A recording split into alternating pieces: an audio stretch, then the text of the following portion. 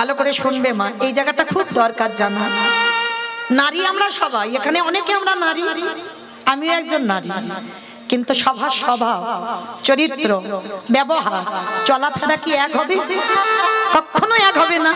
তো আজকে তিনজনের চরিত্র শুনলেন, এবার চারজনের জায়গাটা দেখেন। স্বামী ডাক দিয়েছে, অভিনব আমার কাছে এসো। বলো তো দেখি, তুমি চোখের জল মোছো, বলো তুমি কেমন ছেলে চাও। আমি জানি তুমি ভয় পাচ্ছ, বড় দিদি মেজ দিদি শেষ দিদি নিল, আর তুমি ছোট, তোমার ভাগে ভালো কিছু নেই, ওই জন্য কাঁদছো। না তাহলে কেন কাঁদছো? বলো তুমি কেমন সন্তান চাও। মাথাটা নিচু করেছে, গলদেশে কাপড় দিয়ে আঁচলটা পেতেছে। স্বামী আমি তোমার কাছে চাইবো, কিন্তু কথা দাও আমি যেমন সন্তান চাইবো তুমি আমায় দেবে।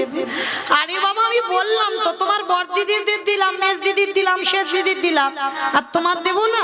বলো কেমন না, ওরকম করে নয়, তুমি একবার আমার মাথা ছুঁয়ে বলো যে আমি যেমন ছেলে চাইবো তেমন দেবে। আরে বাবা মাথা ছোঁয়ার কি আছে, আমি তো বললাম দেবো। আচ্ছা ঠিক আছে, তবু যখন বলছো আমি মাথা ছুঁয়ে বললাম, তুমি যেমন সন্তান চাইবে তেমন দেব। বলো। গলদেশে বসনে দিয়ে স্বামীর চরণে প্রণাম করে চাওয়াটা দেখেন। আগে তিনজন চেয়েছে, আর এর চাওয়াটা দেখেন। আঁচলটা স্বামীর চরণে পেতে দিয়ে বলল, স্বামী গো তোমার কাছে আমি বড় দিদির মতো সন্তান চাই না, মেজ দিদির মতো সন্তান চাই না, ওই সেজ দিদির মতো সন্তান চাই না।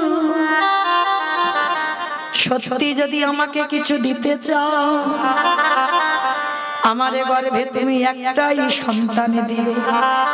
তবে মনে রেখো যে সন্তানে তুমি আমারে গর্ভে দানা করবে।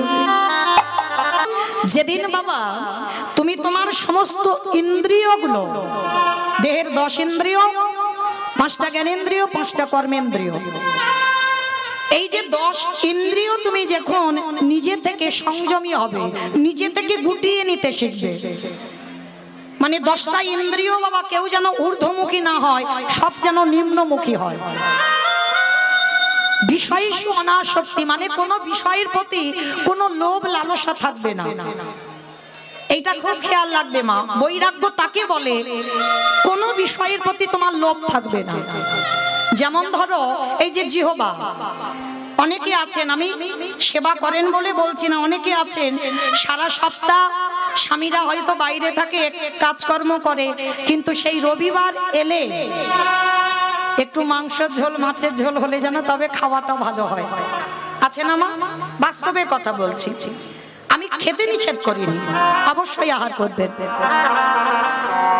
যখন যার কৃপা হবে, তোমার অরুচি যখন হবে, ঠিক ছেড়ে যাবে। আমি বললে কি, আর যদি স্বয়ং ভগবান এসে বললে কি হবে? হবে না। তো এই জন্য আমি কাউকে নিষেধ করছি না, সেবা করো, কিন্তু যেদিন বুঝবে তোমার এই জিহ্বার লালসা নেই, সে রবিবার এলে ভালো মন্দ খেতে হবে, যে আজকের এটা খাবার ইচ্ছা হচ্ছে, আজকের ওটা খাবার ইচ্ছা হচ্ছে না। কলির মানুষ অন্নগত প্রাণ, শুধুমাত্র মানে উদরটা বাঁধবে, দেহটা চলবে, অন্ন না দিলে হবে না। শুধুমাত্র একটু দেখবে আলু সিদ্ধ অন্ন হলেই হয়ে যাবে, মানে ভালো কিছু রেঁধে খেতে হবে, এইটা থাকবে না। যেদিন তোমার জিহ্বার সব লালসা চলে যাবে, যে এটা খাবো ওটা খাবো সেটা খাবো, থাকবে না, সেদিন তুমি জানবে তোমার এই দেহের ইন্দ্রিয়ের মধ্যে তোমার জিহ্বার লালসাটা চলে গেল। আর লালসা চলে গেল মানে তোমার জিহ্বার বৈরাগ্য হয়ে গেল। যেদিন তোমার কান কোনো আজে বাজে কথা শুনবে না, হাজার লোক হাজার কথা বলে বেড়ায়, কত কটু কথা রটে বেড়ায়, সেদিকে তোমার কান যাবে না।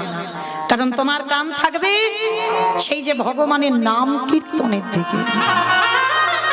যেদিন তোমার কান কোনো আজে বাজে গান শুনবে না, আজে বাজে কথা নেবে না, সেদিন জানবে তোমার কানের বৈরাগ্য হয়ে গেল। যেদিন তোমার দুটো চোখ সাধুগুরু বৈষ্ণব ভক্ত ভগবান ছাড়া আর কিছু দেখতে ভালো লাগবে না, সেদিন জানবে তোমার চোখ দুটোর বৈরাগ্য হয়ে গেল। যেদিন তোমার দেহ স্পর্শ থেকে চলে যাবে, মানে তোমাকে নারী স্পর্শ করলো না কে পুরুষ স্পর্শ করলো তুমি বুঝতে পারবে না, তোমার মধ্যে সেই অনুভূতিটা থাকবে না। যেদিন তোমার মধ্যে কোনো অনুভূতি থাকবে না, সেদিন জানবে তোমার এই দেহেরও বৈরাগ্য হয়ে গেল। আর যেদিন তোমার মন সব চিন্তা থেকে দূরীভূত, আজকে আছি, আজকের থাকলাম, ভজন করলাম, গান গাইলাম, সেবা পেলাম, ব্যাস, মানে কালকে যে কি খাবো এই চিন্তা থাকে না ভক্তদের। আর যারা ভক্ত হয়েছ, আমার ছেলের ভবিষ্যৎ কি হবে, আমার ছেলের জন্য একটু গুছিয়ে যেতে হবে, এগুলো নয়। আজকের আছো বেঁচে, আজকের চিন্তা আজকের করো, কালকের চিন্তা নয়। ভালো করে ভেবে দেখেন বাবা, অগ্রদ্বীপের মাটিতে গোবিন্দ ঘোষ সামান্য একটু হরিতুকি রেখে দিয়েছিল কালকের প্রভুকে দেবে, আর তার জন্য তাকে সারা জীবনের মতো নির্বাসনে দিল, গৌর চরণ ছাড়া হলো।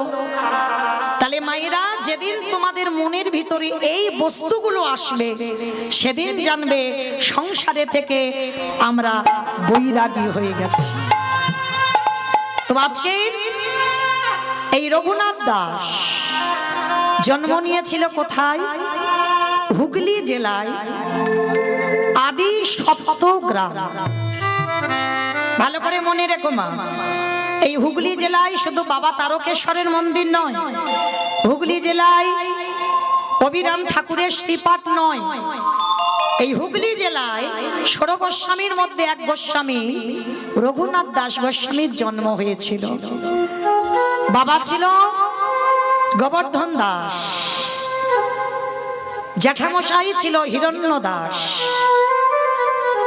তা এই বাবা জ্যাঠা দুজন, এদের এমন জুটি ছিল মা, ঠিক রামের কথা বললে যেমন লক্ষণের কথা এসে যায়, এই যেমন রাম লক্ষণ ভরত শত্রুঘ্ন, দেখবে কেউ যদি মুখস্থ নাও করে, রামের পরে কিন্তু লক্ষণ এসে যায়, যদি কেউ নাও মনে রাখে এসে যাবে। কেন? ওদের ভাইয়ে ভাবি জুটিটা এইরকম ছিল। তো যাই হোক, এই হিরণ্য দাস আর গোবর্ধন দাস এরা ছিল দুই ভাই।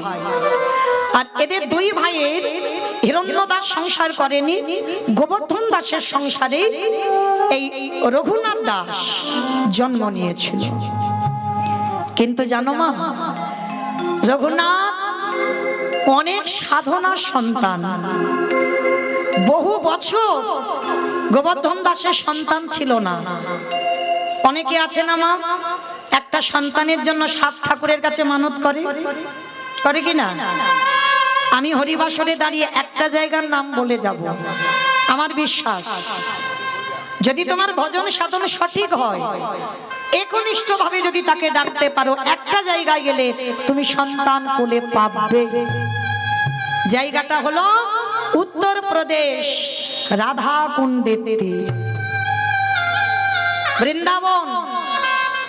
যদি সন্তানের জন্য 7 ঠাকুরের কাছে কেঁদেও যদি সন্তান না পাও, আমার বিশ্বাস হরিবাসরে দাঁড়িয়ে আমি গ্যারান্টি দিলাম, চলে যাবে রাধা কুণ্ডের তীরে।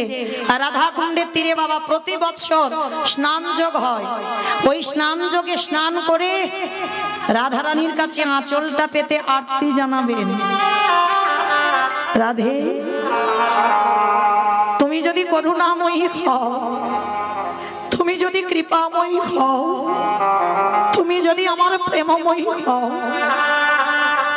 শুধুমাত্র আমার জন্য নয়, আমার বংশে রাধে তোমার সেবা করবার জন্য আমার বংশে একটা প্রদীপ পাঠিও। এইভাবে যদি কেউ ভিখারির মতো আঁচল পেতে আমার রাধারানীর কাছে চাইতে পারে, আসবেই আসবে বাবা, তার কোল আলো কোলে আমার প্রাণ গোবিন্দ কাউকে পাঠাবে, বিশ্বাস। তো এই রঘুনাথ দাস, এনারই জন্ম হয়েছিল আমার রাধারানীর কাছে রাধাকুণ্ডের তীরে গিয়ে মানত করে। কিন্তু মায়েরা, রাধারানীর পাঠানো সন্তান, সে সন্তান কেমন হবে মা? এই জড় জগতের মতো সন্তান হবে কি গো মা? আমরা তো চাইতে জানি না গো। বললে হবে এখনকার সমাজে একটা নেতাজি হয় না কেন, একটা বিবেকানন্দ হয় না কেন, একটা রবীন্দ্রনাথ হয় না কেন? কারণ আমরা তো চাইতে জানি না। আমি আমার মায়েদের কথা বলছি, আমিও একটা নারী। আমরা কোনোদিন স্বামীর কাছে চেয়েছি স্বামী আমার একটা কৃষ্ণ বলা সন্তান দাও? বারের জ্ঞান নেই, সময়ের জ্ঞান নেই, তিথির জ্ঞান নেই, কোনো কিছুর জ্ঞান নেই।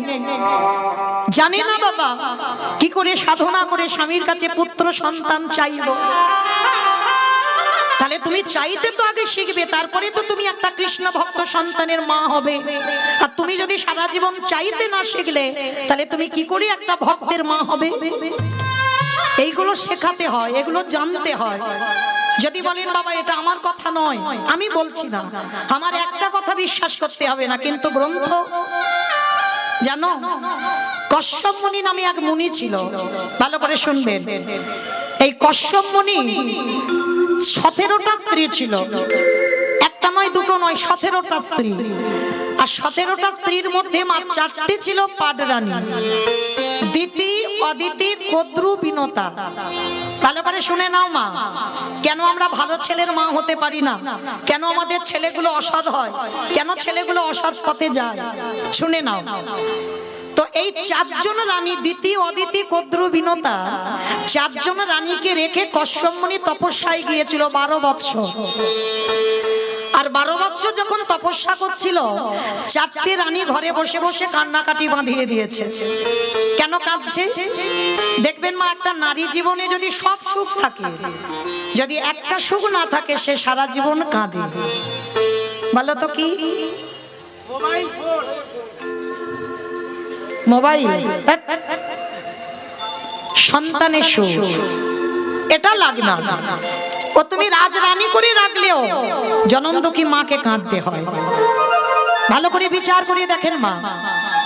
কশ্যপ মুনি ফিরে এসে 4জন রানীকে ডেকেছে, বড় রানী, মেজ রানী, সেজ রানী, ছোট রানী, এদিকে এসো। কি হয়েছে তোমাদের?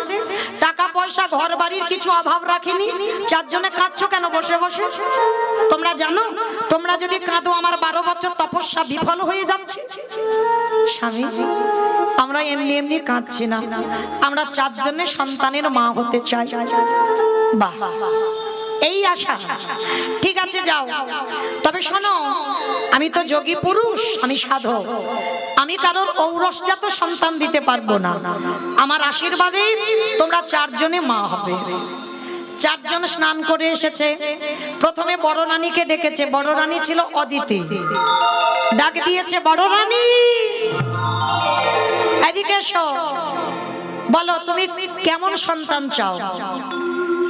বড় রানী বলে উঠলো, স্বামী, সন্তান যদি দিতে হয় আমার এমন সন্তান দিও যে সন্তানের জন্য যেন আমার জগৎ জোড়ার নাম ডাক হয়। যেই না বলেছে জগৎ জোড়ার নাম ডাক হয়, সঙ্গে সঙ্গে কশ্যপ মুনি মাথায় হাত দিয়ে বলল, তথাস্তু। তোমার গর্ভে যারা আসবে তারা সবাই হবে স্বর্গে দেবতা।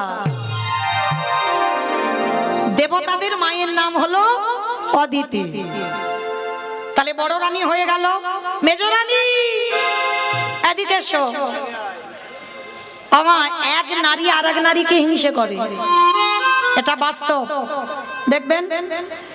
এইবার মেজ রানীকে যেই না ডেকেছে, মেজ রানীটার নাম হলো দিতি। অদিতি এদিকে এসো। সে তো মা যেন রণচণ্ডী হয়ে আছে, মানে বড় দিদিটা আগে দিয়ে দিয়েছে। বলো দিদি তোমার কেমন সন্তান চাই? আমি আর কি নেব বলো? তুমি তো বড় দিদিরটা মাথাটা দিয়ে দিলে, আমার ভাগে আর কিছু আছে? আরে বাবা তুমি রাগারাগি করছো কেন? আমি তো বললাম যে যেমন ছেলে চাইবে তাকে তেমন ছেলে দেব। বলো তুমি কেমন চাও? ঠিক আছে, আমার যদি গর্ভে সন্তান দিতে হয় এমন সন্তান দাও যেন বড় দিদির ছেলে থেকে আমার ছেলেরা দ্বিগুণ শক্তিশালী হয়। যেই না কথাটা বলেছে কশ্যপ মুনি চমকে উঠেছে। ওমা, তুমি এক নারীর হিংসায় জর্জরিত হয়ে বলশালী ছেলে চাইছো? হ্যাঁ, আমার ওই রকম ছেলে লাগবে। তথাস্তু, যেমন চেয়েছ আমি তেমন দেব, কথা দিলাম। তোমার গর্ভে যারা আসবে সবাই হবে স্বর্গে অসুর। ওই যে মহালয়ের সময় ওই যে অসুরা দেবতাদের ঝগড়াঝাটি দেখো না, এরা অন্য কেউ নয়, সব ভাই ভাই। মাগুলো আলাদা, বাবাগুলো সব একটাই। তাহলে এই জায়গাটা আমার মায়েরা খুব ভালো করে মন দিয়ে শোনো। তাহলে গন্ডগোলটা কি বাবা বাবার হচ্ছে? গন্ডগোল কাদের? আমাদের চাওয়ার গন্ডগোল। যেরকম চাইবে তুমি তো তেমন ছেলে পাবে। বড়দিদি চাইলো কি আমার নাম যশ হোক, তেমন ছেলে দিল। আর মেজ দিদি চাইলো কি আমার ছেলেরা শক্তিশালী হোক, তেমন চাইলো। এইবার সেজরানি এমনি তো 3 নম্বর, সে তো রেগে যেন রণচণ্ডীর উপরে হয়ে আছে। মাথার কেশ এলিয়ে দিয়েছে, পরনের বসনটা লুটছে। আর স্বামী কশ্যপ মুনি ডাক দিল, ও সেজরানি এদিকে এসো, এদিকে এসো। আমার কি যেন নাম বললাম, স্বামী গুলি ফেলেছে। কি বললাম? কদ্রু। বেশ, কদ্রুমা। তাহলে কদ্রুমাকে ডেকেছে। কদ্রুমা তো রণচণ্ডী হয়েছে। বলো কি চাও? আরে বাবা আমি চাইবো কেন, তুমি তো চাইবে। তুমি বললে সন্তানের মা হবে, আমি আর কি করে হব? বড় দিদি ভালো নিয়ে নিল, মেজ দিদি ভালো নিয়ে নিল, আমার ভাগে আর কিছু আছে? আরে বাবা তুমি এত রাগারাগি করছো কেন? বলো না তুমি কেমন ছেলে চাও। আমি তো কথা দিয়েছি যে যেমন চাইবে তাকে তেমন দেব। ঠিক আছে, তাহলে একান্ত যদি আমার গর্ভে দিতে চাও দাও। ওই বড় দিদি নয়, মেজ দিদি নয়, ওদের দুজনের শুধু ছেলে নয়, গোটা পৃথিবীর মানুষ যেন আমার ছেলেকে দেখে ভয়ে থরথর করে কাঁপে। যেই না কথাটা চেয়েছে না, কশ্যপ মুনি দেবে কি নিজে ভয়ে কাঁপছে। হ্যাঁ গো কদ্রু, তোমার ছেলেকে দেখে গোটা পৃথিবীর মানুষ কেঁপে উঠবে, বলে হ্যাঁ আমার ওই রকম ছেলে লাগবে। বেশ, কথা দিলাম তোমার গর্ভে যারা আসবে তারা কেউ সাধারণ নয়। যারা যারা তোমার গর্ভে আসবে তারা সবাই হবে বিষধর। কে গো? সাপ। পৃথিবীতে যত রকমের সাপ আছে, আর সাপকে দেখে কে না ভয় পায়? পৃথিবী সবাই কাঁপে না, ভয় পায় না? তাহলে কদ্রুমার গর্ভে যারা এলো, পৃথিবীর যত রকমের সাপ ওই কদ্রু মায়ের গর্ভে। তাহলে বড় রানী, সেজরানী, মেজরানী হয়ে গেল, মানে 3 নম্বর হয়ে গেল। এইবার ছোট রানীটা যেন কি বললাম,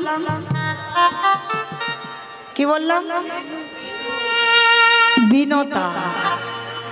এইবারটা শোনো, ছোটটার নাম হচ্ছে বিনতা। আর দেখবেন অনেকের একটু আদর করে নাম ছোট করে ডাকে না। যেমন আমার নাম মৌমিতা, আমার মা আদর করে মৌ বলে ডাকে, ছোট করে। এগুলো আদরের নাম, স্নেহের নাম, ভালোবাসার নাম। তো যাই হোক, এই স্বামী বিনতাকে বিনতা বলে না, ছোট করে ডাকে, অবিন এদিকে এসো। এ কি তোমার চোখে জল, তুমি কাঁদছো? ও বুঝেছি, তোমার বড় দিদি, মেজ দিদি, শেষ দিদি নিয়ে নিল, আর তোমার ভাগে কিছু নেই, ওই জন্য কাঁদছো। না স্বামী, আমি ওই জন্য কাঁদিনি তো। বলে আর একটা জিনিস, কি চাও বলো? দে দে আমায় অন্ধ করে দে দে। আমি আর তো নয়, আর তো নয়ন চাহি না রে, দে দে অন্ধ করে দে রে। যেই না বলেছে আমায় অন্ধ করে দে, কৃষ্ণ বলছে যেটু তুমি অন্ধ হবে কেন? আরে কৃষ্ণ রে, এই জগতের সংসারে মাঝে যে জনে আগেবার কৃষ্ণ রূপ দেখে ফেলে, তারা তো বাচ্চা জগতের আর কিছু দেখতে ভালো লাগে না। তাই তোর রূপ যখন আমি দেখে ফেললাম, ওরে কৃষ্ণ জীবনের শেষ সময় কালে তোর তোর রূপ দর্শন করে গান্ধারীকে সঙ্গে নিয়ে আমি এই রাজত্ব ত্যাগ করে আমি বনবাসী হতে চাই। নিতাই গৌর প্রেমানন্দে। তাহলে মায়েরা আপনারা দেখেন আমার সেই চৈতন্য মহাপ্রভু জগৎবাসীকে শিক্ষা দিলেন, ওরে জগৎ, ভগবানের চরণে যদি বিশ্বাস রাখা যায় অবশ্যই ভগবত কৃপা লাভ হয়। তাই তো চৈতন্য মহাপ্রভু কেহ বলে পুরনীতি রাবণ অবহেলা, কেহ বলে পুরনীতি আমার উলু কই, কেহ বলে পুরনীতি রাবণ অবহেলা, কেহ বলে পুরনীতি আমার গোনারি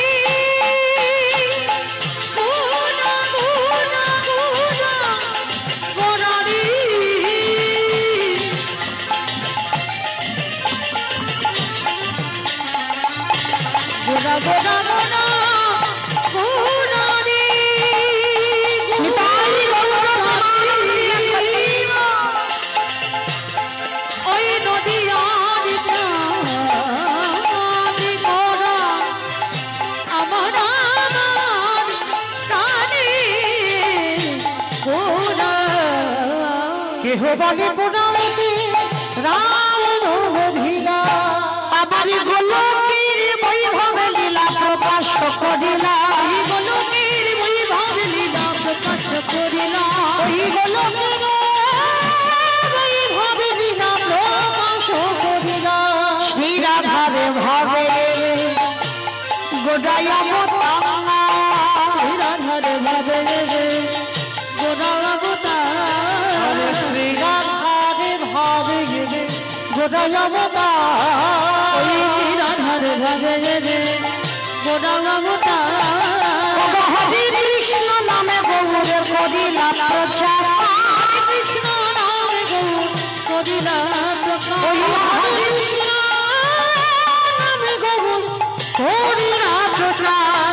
এইবারে লীলা প্রকাশ হলো, এইবারে লীলা প্রকাশ হলো, এইবারে লীলা প্রকাশ হলো, এইবারে লীলা প্রকাশ হলো, গোলকের বৈভব লীলা প্রকাশ করিলা, গোলকের বৈভব লীলা প্রকাশ করিলা। বাসুদেব ঘোষে কহে করি জোড়হা, করি জোড়হা ওগো যে সেই কৃষ্ণ সেই তো জগন্নাথ, জগন্নাথ। আহা বাসুদেব ঘোষে কহে এইবারে লীলা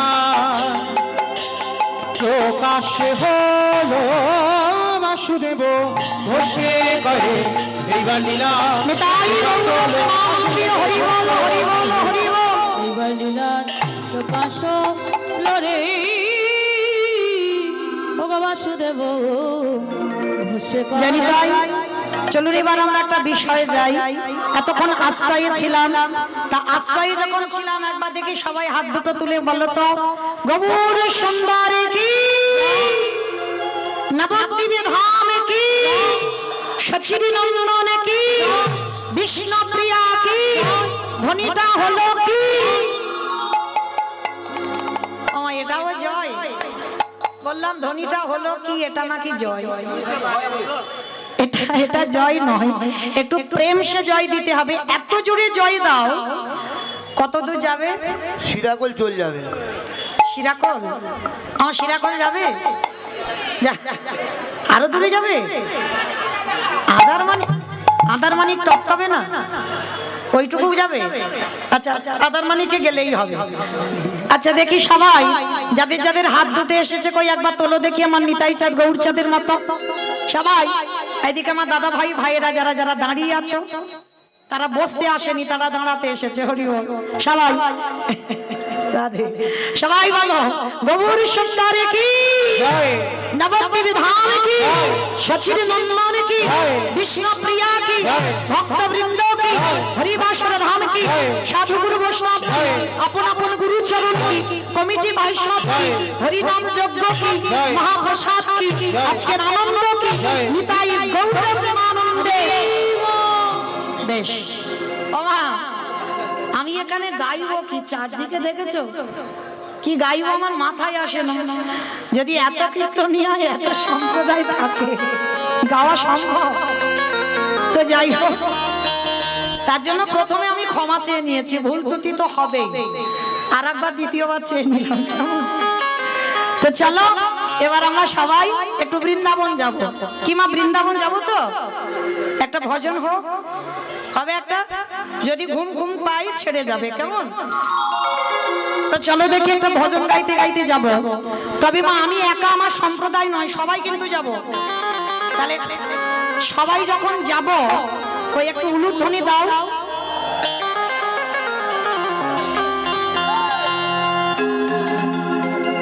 ও রাধে মে গোস্বামী, मैं हूँ राधे तेरो दास,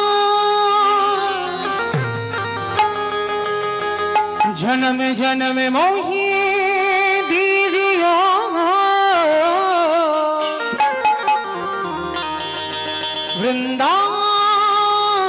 वृंदावन में वास। जय राधे श्री राधे, जय श्री कृष्ण बोलो जय राधे, जय राधे श्री राधे, जय श्री कृष्ण बोलो जय राधे, जय राधे श्री राधे, जय श्री कृष्ण बोलो जय राधे, जय राधे श्री राधे, जय श्री कृष्ण बोलो जय राधे। हम मेरी राधा रानी का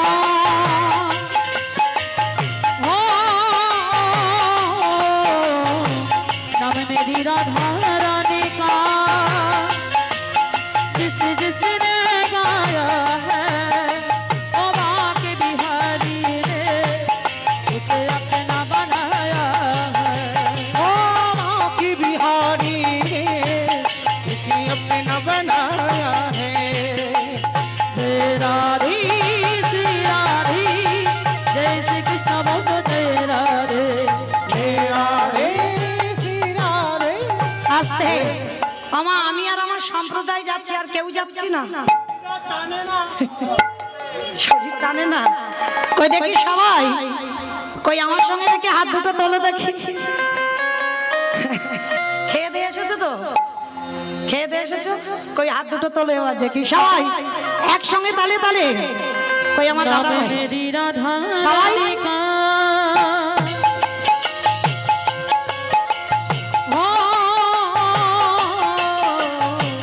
नाम मेरी राधा रानी का, जिस जिसने गाया है, ओ बाके बिहारी ने उसे अपना बनाया है, ओ बाके बिहारी ने उसे अपना बनाया है।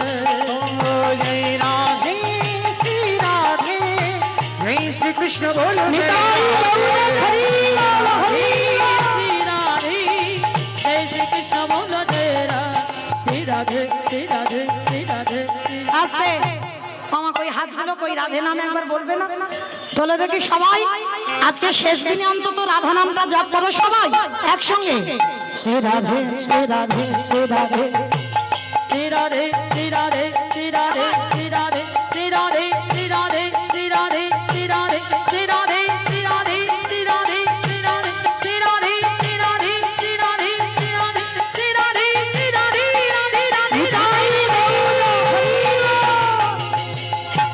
जय राधे श्री राधे, जय श्री कृष्ण बोलो जय राधे, जय राधे श्री राधे, जय श्री कृष्ण बोलो जय राधे, जय श्री कृष्ण बोलो जय राधे, जय श्री कृष्ण बोलो जय राधे, जय श्री कृष्ण बोलो, जय श्री कृष्ण बोलो जय राधे।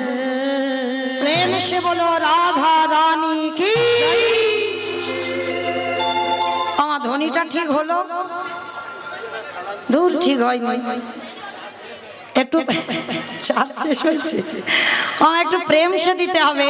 আচ্ছা মা, তোমাদের কি উস্তির এলাকায় শাশুড়ি বৌমাতে ঝগড়া টগড়া হয় না? ও প্রত্যেক দিন হয়, প্রত্যেক দিন হয় না? সত্যি সত্যি? বেশ না। আচ্ছা, আমার আধার মানিকে নয় একটু বেশি হয়, এখানে একটু কম হয়, কিন্তু হয়। দুধেদার বাড়ি বেশি হয়। আর আচ্ছা, যদি হয় ওই ঝগড়ার সময় যে গলাটা বার হয় একটু বের করে দেখাও, একটু জোরে বলো। রাধা রানী কি, বৃন্দাবনেশ্বরী কি, যমুনা মাইয়া কি, নন্দগাঁও কি, উঁচাগাঁও কি, বর্ষানাম কি, ভক্তবৃন্দ কি, হরিবাসর ধাম কি, সাধু গুরু বৈষ্ণব কি, আপন আপন গুরুচরণ কি, কমিটি ভাই সব কি, হরিনাম যজ্ঞ কি, মহাপ্রসাদ কি, আজকের আনন্দ কি, নিতাই গৌর প্রেমানন্দে।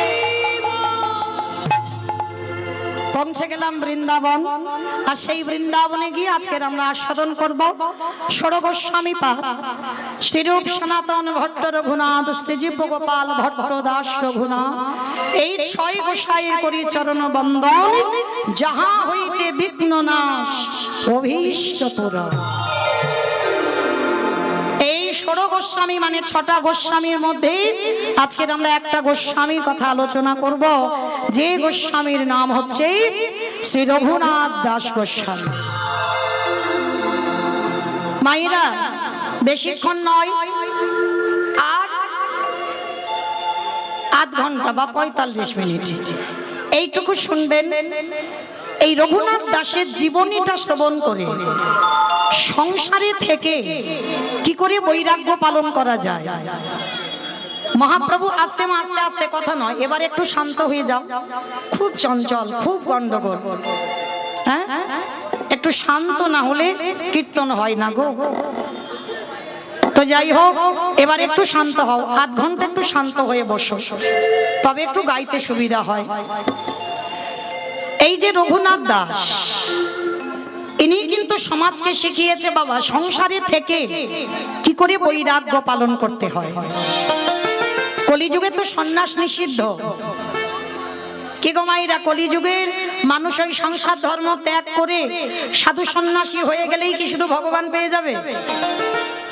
অত সোজা নয়, সংসারে থেকে ভোজে দেখাও।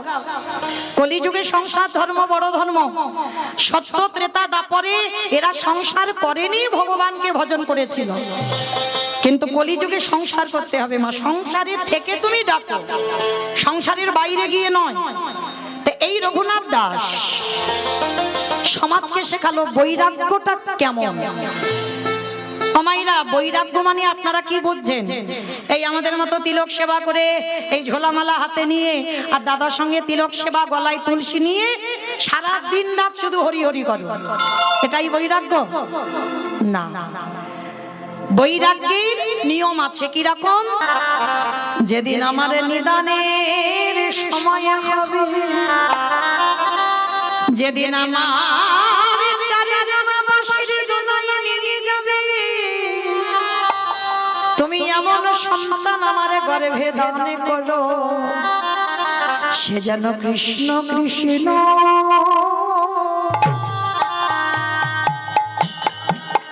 কৃষ্ণ বলে, আমার অন্য কি নিতাই গৌর